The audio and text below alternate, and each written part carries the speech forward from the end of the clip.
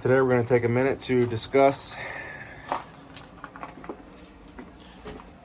Husqvarna is discontinuing the 395 XP. So if you don't already have one, they're not making any more. So if you don't already own one of these saws, I really suggest you go out and pick one up. Get them before they're gone, because they will no longer be producing this model.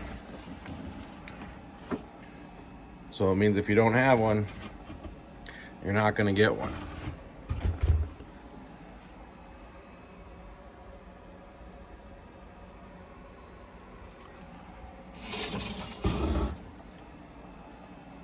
This will forever stay in my collection and will never leave.